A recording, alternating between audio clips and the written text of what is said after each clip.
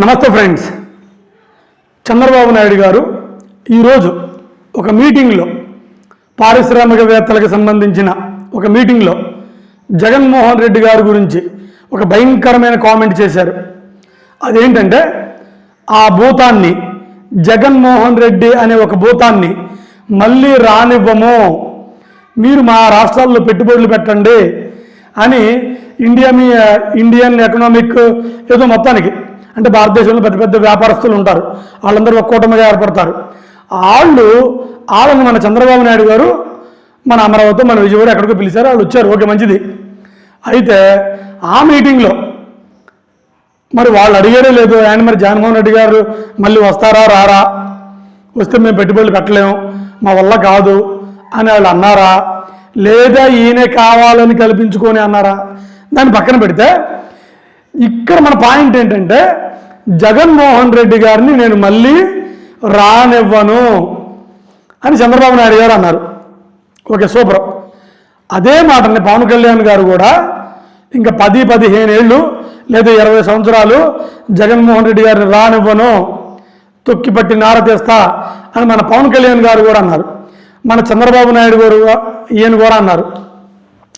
ఇప్పుడు నా డౌట్ ఏంటంటే అసలు జగన్మోహన్ రెడ్డి గారిని రానివ్వకుండా వీళ్ళు ఆపగలరా? వీళ్ళ చేతుల్లో ఉందా లేదా ఆంధ్రప్రదేశ్ ప్రజలైన ఓటర్ల చేతిలో ఉందా అనేది నా డౌట్. దీని మీద నాకు కలిగే కొన్ని విశ్లేషణని వివరణలు మీతో పంచుకుంటాను. నమస్కారం. కొంచెం ఛానల్ని సబ్స్క్రైబ్ చేయండి కొత్తగా ఎవరైనా చూసేవాళ్ళు ఉంటే. నమస్తే. ఇక మేటర్లోకి వద్దాం. జగన్మోహన్ రెడ్డి గారిని నేను రానివ్వను అనే ఘంటాపదంగా పవన్ కళ్యాణ్ గారు చంద్రబాబు నాయుడు గారు కూడా అంటున్నారు. ఇది టీడీపీ కార్యకర్తలకి మంచి కిక్ ఇచ్చింది, టీడీపీ అభిమానులకి మంచి ఊపొచ్చింది. అయితే నిజంగా జగన్మోహన్ రెడ్డి గారిని వీళ్ళు రానివ్వలేరా? ఫస్ట్ పాయింట్ మాట్లాడతాను. అసలుకి జగన్మోహన్ రెడ్డి గారిని రానివ్వను అని వీళ్ళు ఇంత పగడ్బందీగా చెప్పడానికి ఆంధ్రప్రదేశ్లో ఉన్న వాళ్ళందరూ కూడా చంద్రబాబు నాయుడు గారికి సంబంధించిన ఓటర్లు ఏమీ కాదు, లేదా ఎన్నికల సంఘం వీళ్ళ చెప్పు చేతుల్లో ఏమన్నా ఉండిద్దా? నాకు డౌట్లు. ఒకటి, వీళ్ళందరూ చంద్రబాబు నాయుడు గారు చుట్టాలైతే ఏదో వాళ్ళ నయానో భయానో ఆశ చూపించి జగన్మోహన్ రెడ్డి గారికి ఓట్లు వేయొద్దు అనొచ్చు. సరే, వీళ్ళైతే కాదు, నా క్లారిటీ అది. ఈ ఓటర్లు అయితే చంద్రబాబు నాయుడు గారికి చుట్టాలు కాదు, డన్. మరి ఎన్నికల సంఘానికి సంబంధించిన పెద్ద మనుషులందరూ కూడా చంద్రబాబు నాయుడు గారికి ఏమైనా చుట్టమా? అలా చుట్టం అయితేనే చంద్రబాబు నాయుడు గారు లోకేష్ గారి మీద ప్రేమ ఉంటేనే వాళ్ళు ఏదైనా ఈవీఎంలని గ్యాంబ్లింగ్ చేసో లేకపోతే ఇంకొకటి చేసో చంద్రబాబు నాయుడు గారిని మళ్ళీ రప్పించి జగన్మోహన్ రెడ్డి గారు రానియకుండా చేయొచ్చు. సో నాకు తెలిసి ఎలక్షన్ కమిషనర్ గారు లేదా ఈవీఎంలు కూడా వీళ్ళకి సంబంధించినవి కావేమో అనేది నాకు డౌట్. ఒకవేళ వీళ్ళకి సంబంధించినవి అయితే గట్టిగా చెప్పొచ్చు. మరి ఒకవేళ 2019 మొన్న ఎలక్షన్లో 2024లో ఈవీఎంల ద్వారా గెలిచారని చంద్రబాబు నాయుడు గారిని అంటున్నారు. మరి ఒకవేళ అలాగ మళ్ళీ ఏదన్నా మేనేజ్ చేసుకోవచ్చేమో. ఒకవేళ ఆయన గెలవలేదు, చంద్రబాబు నాయుడు గారు, పవన్ కళ్యాణ్ గారు, లోకేష్ గారు మంచి ప్రజా బలంతోనే గెలిచారు, నాకైతే డౌట్ లేదు. ఒకవేళ కొంతమంది అంటున్నట్టుగా ఈవీఎంల ద్వారా ఒకవేళ వాళ్ళు గెలిచి ఉంటే అప్పుడు ఈవీఎంలని మళ్ళీ సెకండ్ టైం కూడా 2029లో కూడా మనం మేనేజ్ చేయొచ్చు అని వాళ్ళకి నమ్మకం ఏర్పడితే అలా చెప్పొచ్చు. మరి నాకు తెలిసి వాళ్ళు సొంతంగా గెలిచారు కాబట్టి, ఎన్నికల కమిషనర్ గారు వాళ్ళకి అనుకూలంగా ఉండరు కాబట్టి, అది ప్రజల చేతుల్లో ఉండిద్ది కాబట్టి ప్రజలు ఎలా మారతారో ఎవరికి తెలియదు. ఇది నిజం. ఇది నిజమైనప్పుడు జగన్మోహన్ రెడ్డి గారిని నేను రానివ్వను, అదొక భూతం, అదొక సాతాను, అదొక దెయ్యం అని ఆయన అంటున్నారు అంటే అది ఏదో నోట్లో మాట, ఏదో బాగుంది కదా పదం అని వాడేరు తప్ప అది కాదు. ఒకటి.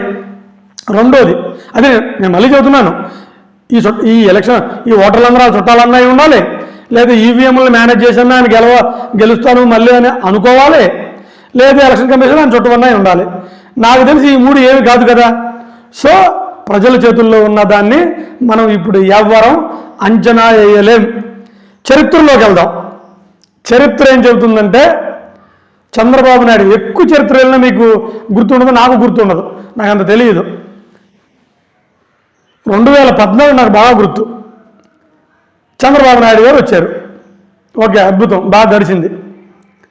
అయితే ఆయన అక్కడక్కడ మీటింగ్లు కూడా ఏమనేవాళ్ళు అంటే, ఈ ప్రజలు నవ ఆంధ్ర నిర్మాతగా నన్నే సెలెక్ట్ చేసుకున్నారు, ఒక 20 సంవత్సరాలు నన్ను ఉంచుకుంటే, అదే నన్ను సీఎంగా ఉండనిస్తే ఈ అమరావతిని సైబరాబాద్లాగా మారుస్తా, హైదరాబాద్లాగా మారుస్తా అని అన్నారు.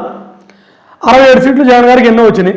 మొత్తానికి జనం ఆ 2014 నుంచి 19 ఎలక్షన్లో జగన్మోహన్ రెడ్డి గారిని గెలిపించారు 151 సీట్లతో. 23, 22 మన చంద్రబాబు నాయుడు గారికి వచ్చినాయి. సో చంద్రబాబు నాయుడు గారు అప్పుడు అనుకున్నది జరగల, జనం ఓడించారు. ఓకే, మళ్ళీ వచ్చేద్దాం. 2019లో జగన్మోహన్ రెడ్డి గారు వచ్చారు. ఆయన ఏమన్నారు, ఇక ఆయనైతే మన అసెంబ్లీలో కూడా బాగా హ్యాపీ ఫీల్ అయ్యారు, నవ్వారు, వాళ్ళని కొంచెం ఏళ్ళని కూడా మాట్లాడారు. అదిగో 22 మిగిలిని మా ఎమ్మెల్యేలను 20 మందిని తీసుకున్నారు, మా ఎమ్మెల్యేలను 22 మందిని తీసుకున్నారు, అందుకే మీకు 22 సీట్లే దేవుడు మిగిలిచ్చాడు, ఇది దేవుడు గెలుపు అని ఆయన అన్నారు. చంద్రబాబు నాయుడు కూడా పని అయిపోయిందని సాక్షాత్తు అచ్చెన్నాయుడు గారే, ఇక మన పని అయిపోయింది, తట్టాపట్ట సర్దుకొని దొబ్బేద్దామండే అని ఆయన ఒక మీటింగ్లోనే ఎక్కడ మొత్తం వీడియో కూడా వైరల్ అయింది. మరి ఏమైంది, 2024 ఎలక్షన్లో చంద్రబాబు నాయుడు గారు, పవన్ కళ్యాణ్ గారు, బీజేపీ గారు మొత్తం కలిసి 164 సీట్లని చెత్తకొట్టి పడేసింది. మరి నేను ఒకటే అడుగుతున్నా, అప్పుడు చంద్రబాబు నాయుడు గారిని గెలిపించినా, మళ్ళీ మన జగన్మోహన్ రెడ్డి గారిని గెలిపించినా, మళ్ళీ చంద్రబాబు నాయుడు గారిని గెలిపించిన 2024లో దీనికి కారణం ఎవరు? ప్రజలు. ఆ ప్రజలు మామూలు కాదు, వాళ్ళు పరిపాలనని అబ్జర్వ్ చేస్తూనే ఉంటారు. మనకు ఒక క్యాడర్ ఉండిద్ది, టీడీపీ క్యాడర్, వైసీపీ క్యాడర్. ఆ క్యాడర్ మనకి ఎప్పుడు అలాగే ఉంటారు, దే ఆర్ పిల్లర్స్. కానీ 10% ప్రజలు ఉంటారు, 15% ప్రజలు ఉంటారు, they are like a slab. They will decide who is going to be the CM, who is going to be the loser. మన చేతుల్లో ఏమీ ఉండదు.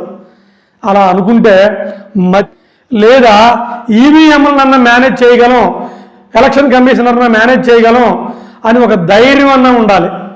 ఈ రెండూ లేకపోతే రాబోయే ఎలక్షన్లో ఒక గవర్నమెంట్ మీద శాశ్వతంగా రానివ్వం, ఒక ప్రభుత్వాన్ని శాశ్వతంగా రానివ్వం అని ఎవరు అనరు. అయితే నాకు తెలిసి చంద్రబాబు నాయుడు గారు ఈవీఎంలని మేనేజ్ చేయలేరు, ఎలక్షన్ కమిషన్ మేనేజ్ చేయడం కుదరదు. సో ఇది ప్రజల చేతుల్లో ఉండిద్ది. ప్రజలే న్యాయ నిర్ణేతలు, ప్రజలే నిర్ణయిస్తారు. మీరు ఎవరు పడితే వాళ్ళు అనడం మాత్రం అది కొంచెం అవగాహన లేకపోవడం అయింది. పైగా ప్రతిపక్షం మీద ప్రజల్లో సానుభూతి క్రియేట్ చేయడం అయింది.